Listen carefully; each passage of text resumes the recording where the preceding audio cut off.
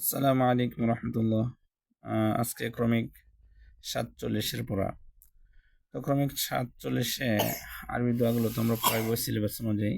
হ্যাঁ, আর হচ্ছে আরবি পড়া হচ্ছে জাম, জিম মিম জবর জাম। এই যে জিম মিম জবর, ঠিক আছে, জিম মিম জবর জাম, জিম মিম জবর জাম, এটা পড়াবো ইনশাল্লাহ।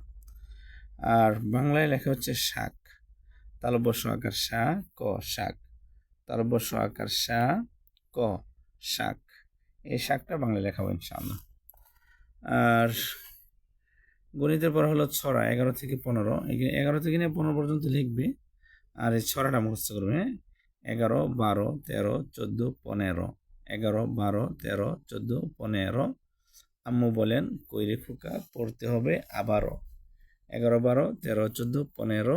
আম্মু বলেন কইরে খোকা পড়তে হবে আবারও। 11, 12, 13, 14, 15। আম্মু বলেন কইরে খোকা পড়তে হবে আবারও। আর ইংরেজিতে পড়া হচ্ছে eye, E Y E, I,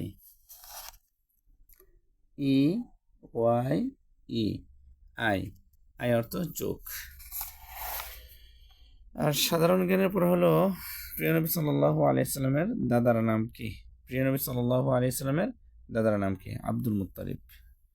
আর এরপর হচ্ছে ইংরেজিতে কথা শিখির পর হলো দিস ইজ এ, এটা হচ্ছে button whole, button whole, button whole, button whole হচ্ছে বুতাম ঘর। পাঞ্জাবি বা জামার বুতামটা যে ইয়াতে ঘরে গিয়ে লাগে, এই ঘরটাকে বাটন হোল বলে, মানে বাংলা হচ্ছে বুতাম ঘর, অর্থাৎ যেই ছিদ্র দিয়ে বোতামটা প্রবেশ করে বা বোতামটা লাগে, ঠিক আছে। তো this is a button hole, this is a button hole. জাযাকুমুল্লাহ খাইরান।